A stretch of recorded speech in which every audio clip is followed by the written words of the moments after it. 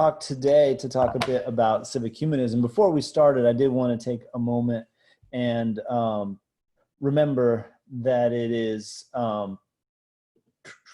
James Baldwin's birthday. So James Baldwin's somebody that I enjoy every time I get to hear something that he's said or that he's talked about. It's always enlightening. He's always got a good way of putting things that helps you see sometimes points that I've heard before and heard many other ways, but see it in a different light and really bring it to life. So today is his birthday, or was his birthday if he was still alive. And so it might be a good time to read some of that or think about some of that. But the topic that I chose for today was civic humanism. So here's a version of humanism, an old version of humanism. One of the places where this term originates from. But what started me thinking about it was our discussion last week about what the next right thing to do would be. Like, what is it that we need to do now? And a lot of our conversation resolved around the problem with our democracy, our political culture, the ways that we were interacting with each other in politics, the ways that our politicians were behaving, the ways that police and law enforcement and all of this were behaving. Of course, the problems that we're facing seem really stressful and new and coming out of nowhere, but they're never new. There's a long history of thinking about problems like this, and a lot of people have spent time on it. All right, so I want to begin with a quote from Jean-Jacques Rousseau in The Social Contract, one you might have heard even if you haven't read anything else, right? He says, "Man is born free, and everywhere he is in chains." So Rousseau, when he's looking around Paris, when he moves there as a young child running away from an abusive apprenticeship, he comes and he sees, right, all of the freedom that humans originally had is gone within the city. Everywhere we've got chains, we've got obligations. We have people with jobs or people without jobs. We got people with parents. We've got people with friends that make claims on them. You've got police, you've got social life, like every different direction there are chains. If we just want to think about the land and the way that it's laid out, right, you can't walk on most of it, right? It belongs to somebody else. It's fenced off one way or another. You're lucky you can get tiny little paths, right, that we've got of these roads flowing between them, but even there are rules and so on. So this observation that he starts with sparks the French Revolution because it raises the question of why do we have these chains? What are the point of these chains, right? We often talk about freedom. Americans regularly talk about freedom. We're restrained in the way that we end up living with others. We bump into each other. All right, so let's get into this idea of freedom.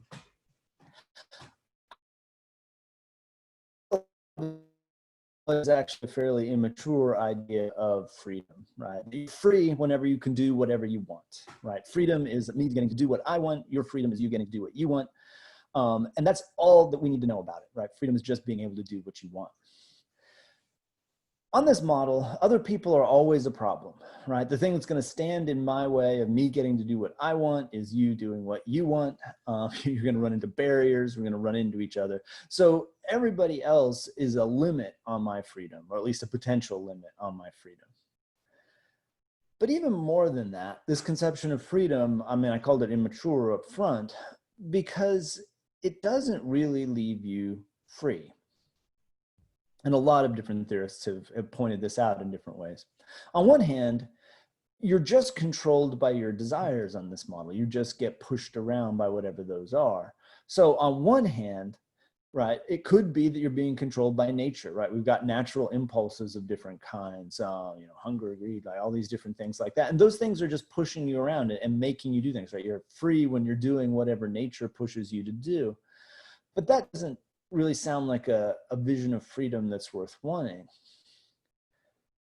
At the same time, right, you're being controlled by your culture or your habit, right? I get to do what I want to do. But then when we think about how what I want to do gets shaped by the culture I grew up in, by the advertising that I see, by the habits that I already have already formed, again, that doesn't seem like a vision of freedom worth wanting.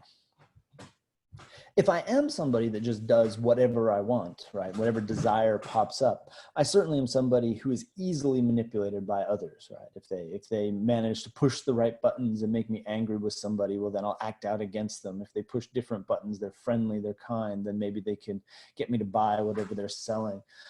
I don't have a stability that I need. And that, I think, is a central problem with desires, right? Of saying, getting to do whatever you want. Desires aren't stable. They don't last. They don't remain the way that you might want them to remain. So if we think about an exercise routine, a lot of people have one of these where you're trying to do better, right? You may say, well, I want to exercise because I want to be healthy or something along those lines. Say, okay, so now I'm going to get what I want when I go out and exercise. But the truth is, when the alarm goes off in the morning, I don't really want that anymore. The desire disappears quite easily. I can think of many other cases where, I made commitments to go to an event or do something, and then when the time comes, like, oh, do I want to do that? Because the desire comes and goes really quickly.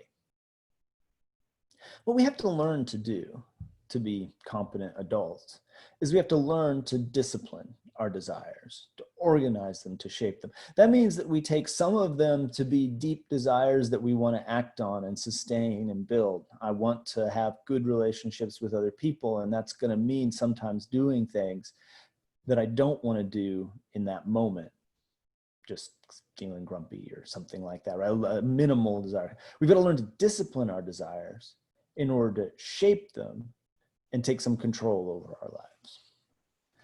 Well, this vision of freedom, that is a person who is able to discipline their desires, is a very old version of freedom.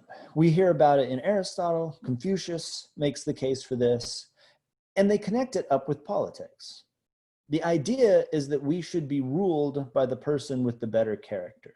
That is, we should be ruled by the person who has developed more discipline over themselves, over their desires, over the shape that they want to have their life.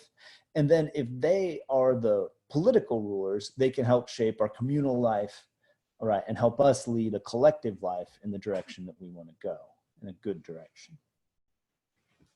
I think a lot of us are suspicious of this right away, right? When you mentioned we should be ruled by the better person, immediately our fears and suspicions pop right out there to think, well, who's going to be that better person? When we had that, this is just aristocracy when it's being ruled by greedy and selfish people that won't let you vote and won't let you participate. But it's actually a fairly familiar idea.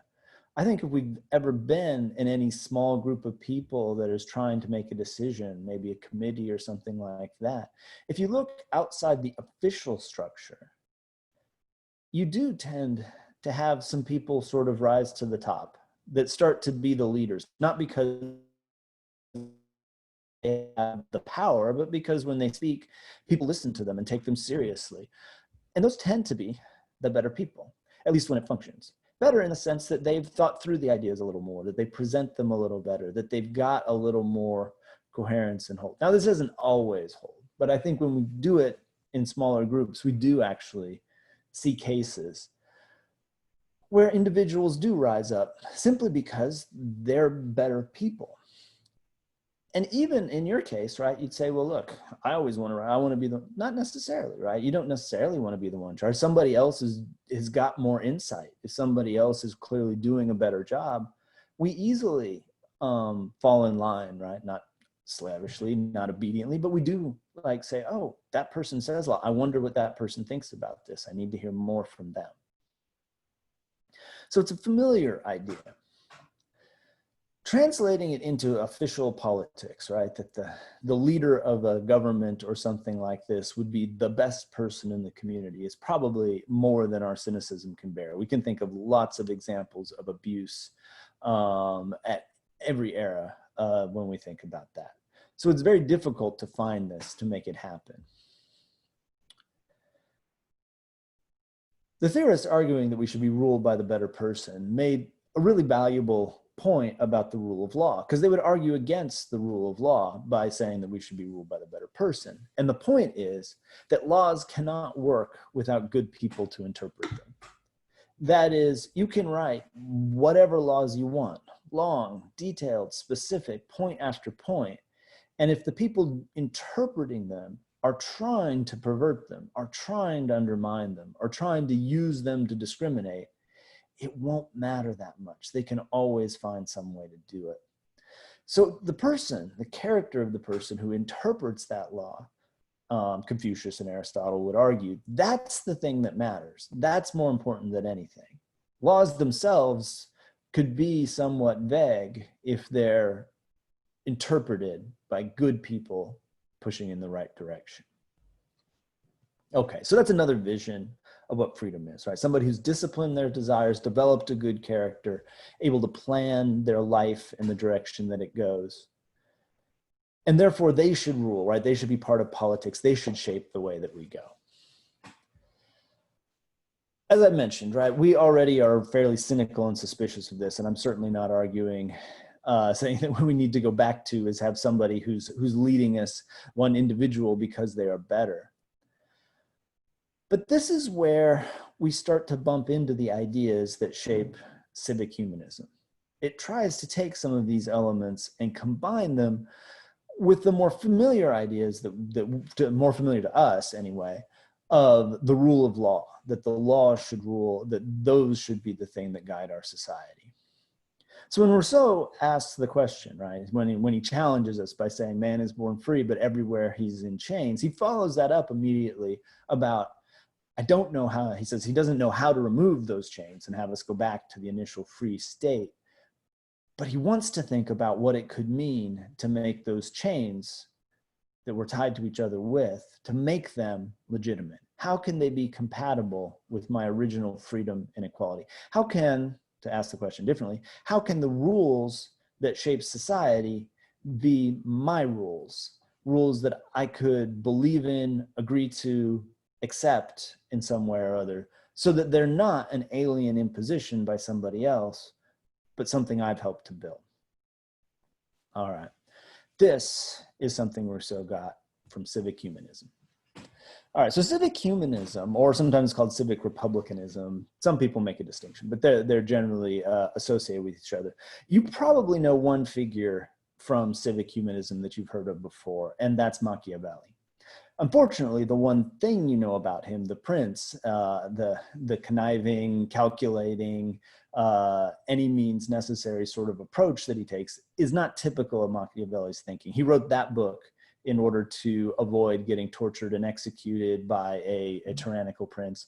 It also didn't work. It never does. They always write these books to try to get out of it, and it never works. What he wrote about before that, what got him in trouble in the first place, was writing about civic humanism. So civic humanism arises in Florence, Italy.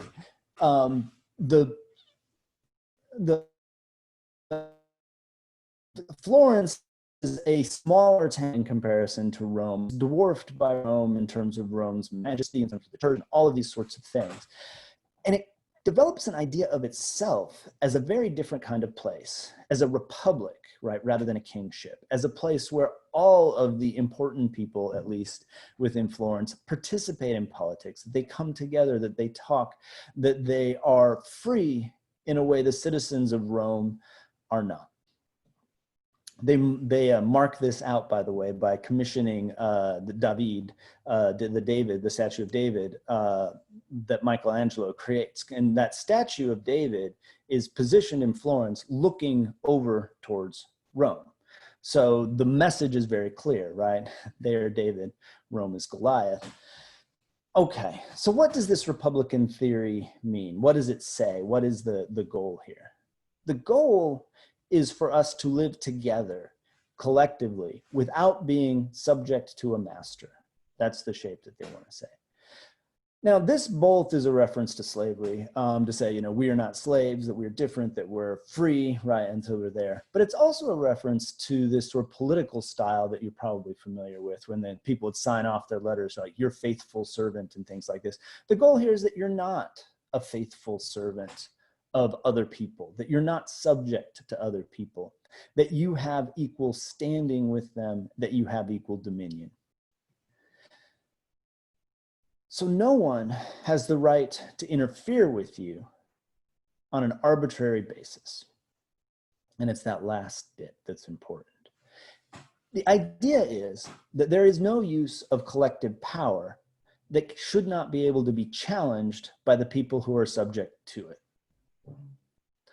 So if we think about how this manifests itself, or how it should manifest itself, the claim should be, of course, that police officers exercise considerable power within the United States, and they need to exercise considerable power. But they should not be able to exercise that power without being accountable to the very people they're exercising it over. This is why, right, on sort of Republican approach, why you should be able to demand a reason, right? Why am I being arrested? They have to be able to give a reason. They have to be able to give an account. Same sort of thing for laws, right?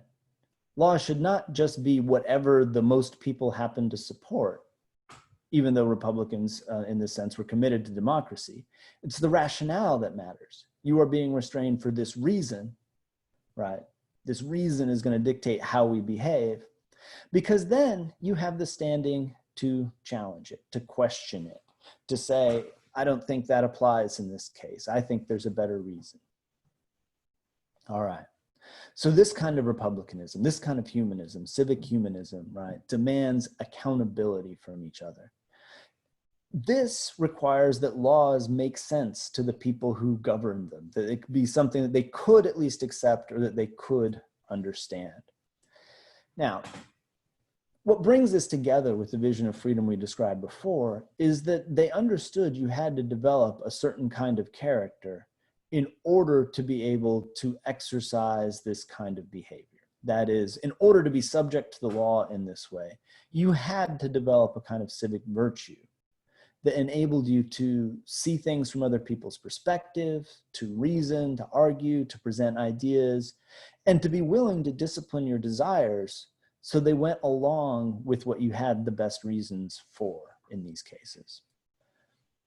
So there's an image here, right, of a sort of figure, a sort of person, right, that you needed to become, somebody with civic virtue, who could then participate in public life by challenging exercises of power or not, right? Offering reasons, right, to challenge those exercises of power, and then accepting reasons, right, when they're being given and handed to you.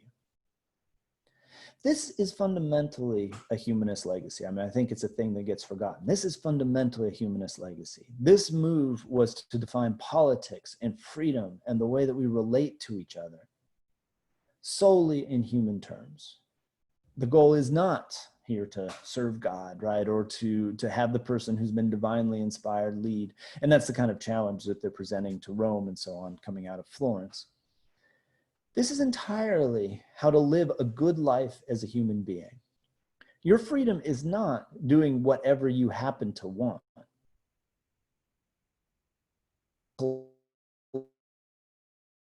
Deciding, right, how power should be used, how we should interact with each other, developing these reasons, and therefore disciplining ourselves, right, to shape ourselves into being good citizens. All right, so try to bring this back to our world and what we're dealing with. What we're seeing in America now, and a lot of what we talked about, is that we're losing a culture of the rule of law, right? We no longer see people with good character participating in a process of articulating reasons, right, for our various actions, and letting those reasons be challenged by the people who are affected by it. Why not?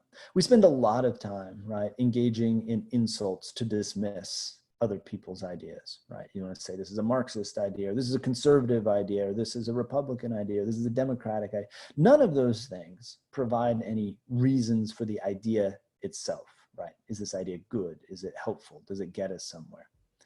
When we want to say people are being political, a lot of times what it means is not that they're thinking carefully about our common life. What they're thinking of is how they can personally claim some kind of advantage. To my mind, the symbol of this that is most obvious are the police officers, or probably Department of Homeland Security officers, who are not wearing identifying badges, so you can't know who they are. You can't know who their agency is. Because all of that means that you cannot challenge their use of power, right? We can't examine the decisions that they've made. We can't see what they are. And therefore we can't demand, right, that they are accountable to us for what they have done. So I think a lot of the claims is that we're losing our humanist legacy here in the United States, that we're losing the civic republican legacy that could define how we might be able to live together. We're lacking the basic skills of being able to reason together. Which means we can sharpen the question that we were looking at last week, like, what are we supposed to do next? The question for us is, what can we do to restore this kind of civic humanist culture within the United States? And that I'm going to leave for our discussion. So let's talk about that.